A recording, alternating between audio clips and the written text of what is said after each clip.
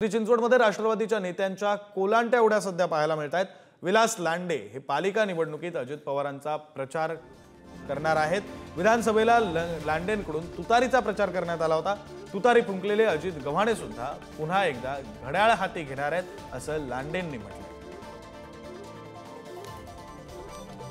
येणाऱ्या महानगरपालिकेच्या निवडणुकीमध्ये विलास लांडे कोणता झेंडा हाती घेणार? नाही, याच्यामध्ये जर तसं आपण विचारलं तर एक पवार हा परिवार आहे आणि त्या परिवारातला एक मी घटक आहे। आता पवारातल्या राजकारणात दोन वेगळे गट झाल्यानंतर त्याच्यामध्ये ज्यावेळेस 1992ला या परिसरामध्ये अजितदादांच्या नेतृत्वाखाली महानगरपालिकेचं काम सुरू झालं त्या काळातलं मी महापौर म्हणून काम केलेले आणि हे शहर त्या ठिकाणी विकासाला गती देण्याचं काम कोणी केलं तर ते अजित पवारांनी काम करत असताना अजित पवार एक ताकदीचा नेता आहे आणि प्रामाणिक आहे। मी पवार परिवाराबरोबर आहे ना, मी नाही म्हणत नाही, पण त्यातनं सुद्धा एक काम करत असताना मला कुठंतरी त्या ठिकाणी संधी मिळाली पाहिजे, मला काहीतरी पद द्या म्हणून मी मागं लागलेलं असं काही नाही।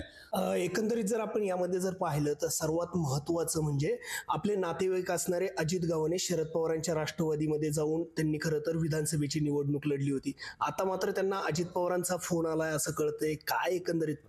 नाही, अजित पवारांचा फोन आला असेल तर त्या ठिकाणी अजित गव्हाणेंनी त्या ठिकाणी ते निर्णय घेतील याची मला खात्री आहे, कारण अजित गव्हाणेंना सुद्धा त्या स्थायी समितीचा अध्यक्ष राष्ट्रवादी काँग्रेस पक्ष त्यावेळेस अध्यक्ष कोणी केलं ते अजित पवारांनी केलेले आहे। पण ह्या 20 नगरसेवकांनी त्यासाठी काम केलेले, आजी नगरसेवकांनी त्या नगरसेवकांना पुन्हा एकदा त्या ठिकाणी तेवढी ताकद देऊन त्यांना संधी द्यावी ही खऱ्या अर्थाने या ठिकाणी एक चांगल्या प्रकारे अजित गव्हाणेंना त्यांनी दिलेली ताकद ती ताकद त्या ठिकाणी विश्वासार्थ राहील असं या ठिकाणी मला वाटतंय। तुषार झरेकर, पुढारी न्यूज, पिंपरी चिंचवड।